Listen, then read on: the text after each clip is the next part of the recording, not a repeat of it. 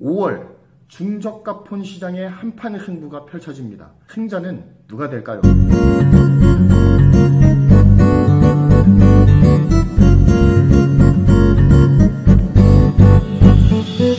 안녕하세요. IT와 반도체 이슈를 전해드리는 경제를 말하다입니다. 5월은 참 많은 사람들을 설레게 만드는 달인 것 같습니다.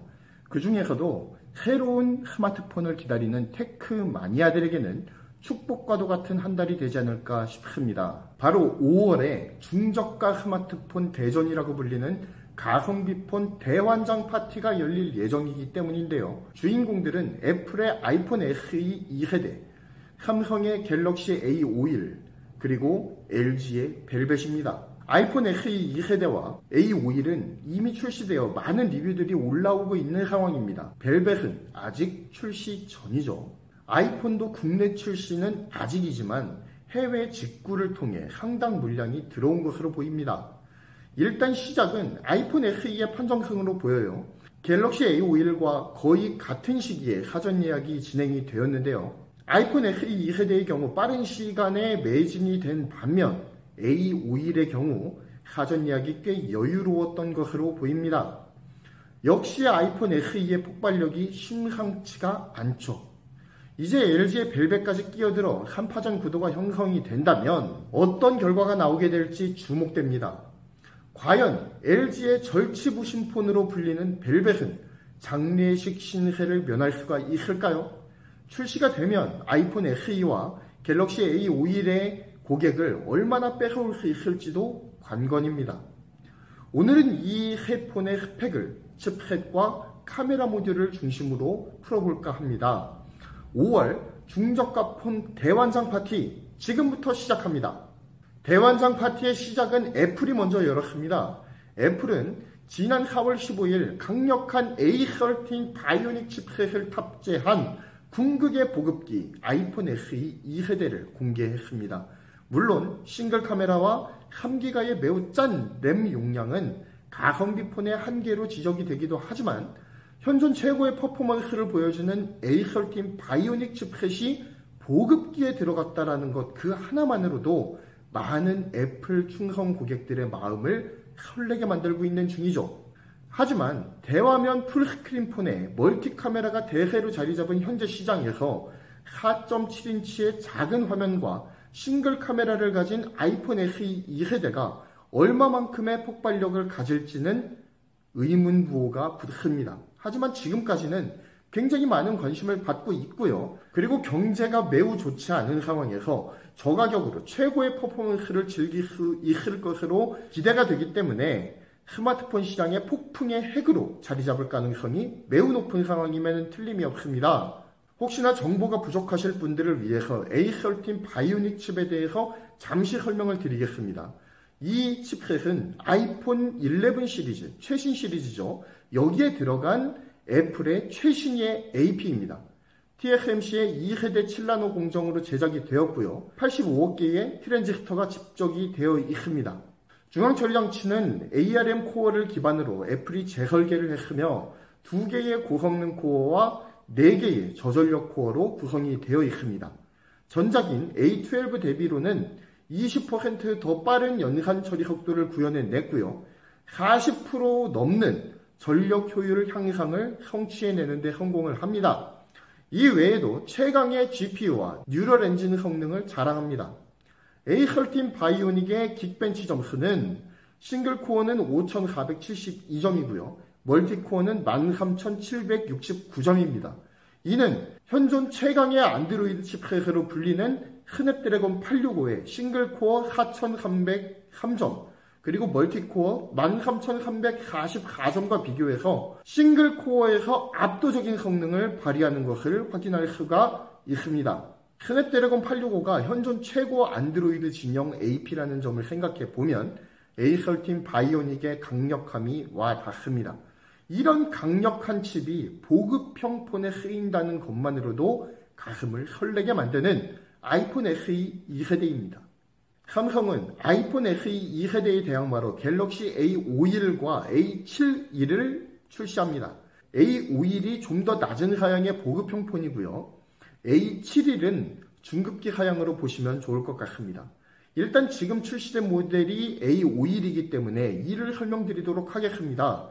일단 A51의 스펙을 살펴보면 삼성이 얼마나 중급기 내지는 보급기 라인업에 공을 들이고 있는지에 대한 분위기를 엿볼 수가 있는데요. AP는 엑시노스 980 옥타코어 버전이 탑재되었습니다.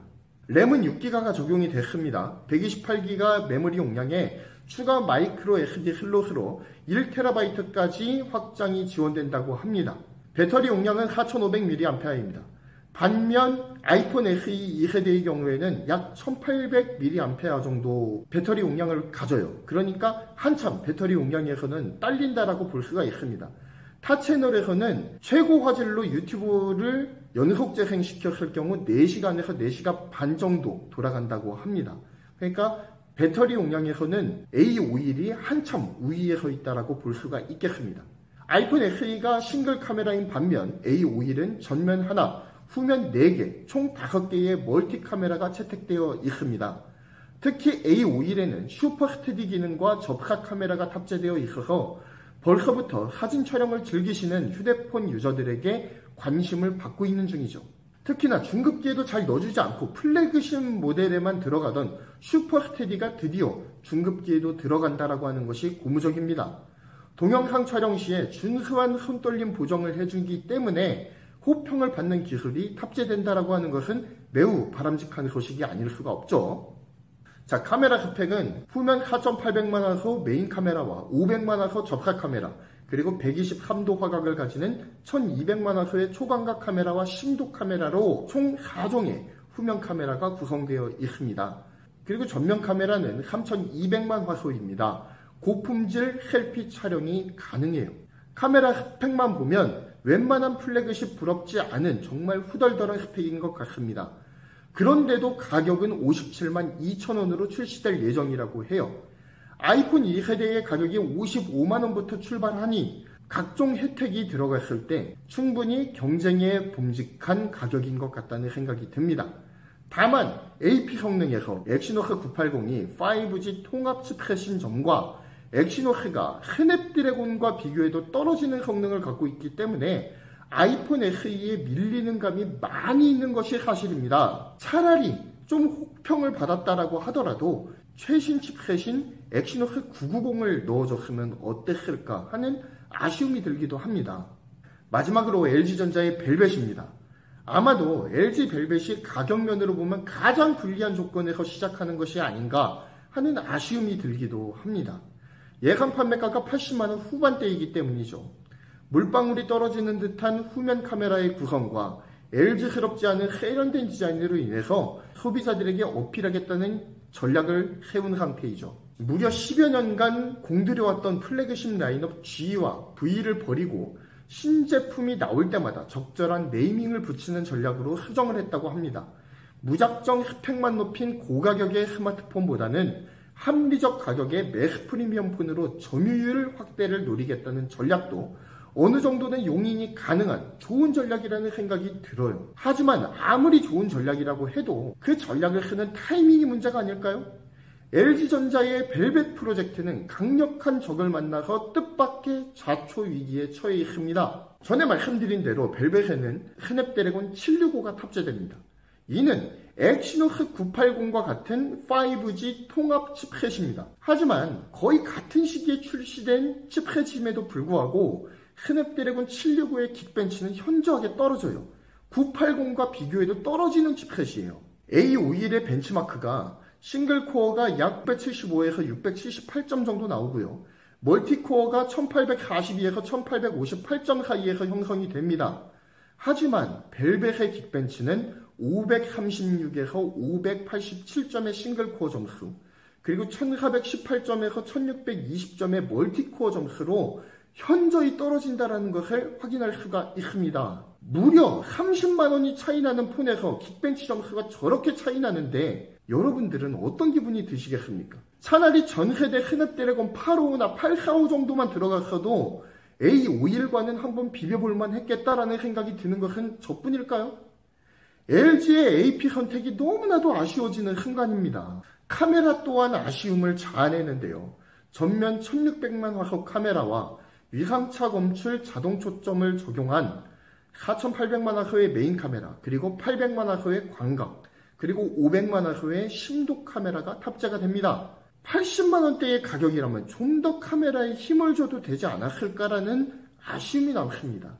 A51의 카메라 스펙과 비교해서도 떨어지는 모습이 많이 아쉬워요. LG의 절치부심이 담긴 폰이라고 하기에는 탑폰들에 비해서 떨어지는 스펙을 어떻게 할 수가 없을 정도로 실망스러운 것이 사실입니다. 한 가지 더 안타까운 점은 이제까지 소비자들에게 호평을 받았던 쿼드덱을 제외한다는 거예요. 여러모로 떨어지는 폰에 쿼드덱까지 버리다니, LG 정말 혁신할 마음이 있기나 한 겁니까?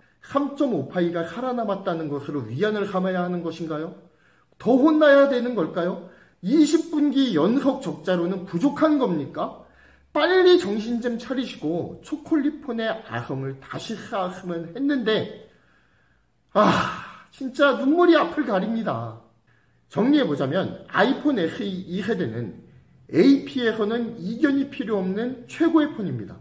하지만 싱글 카메라와 작은 화면, 그리고 터무니없는 배터리 용량이 핸디캡으로 작용할 가능성이 있습니다.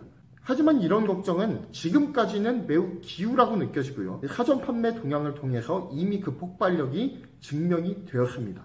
자, 갤럭시 A51의 경우 엑시노스 980이라는 중급기에서는 준수한 칩셋을 사용해서 나름의 칼을 빼든 것처럼 보입니다. 하지만 아이폰 SE 2세대의 A13 바이오닉과는 비교가 불가능하죠. 다만 대세인 대화면 디스플레이와 멀티카메라, 그리고 이미 호평을 받고 있는 접사 카메라와 슈퍼 스테디 등이 기대를 불러 모으고 있는 중입니다.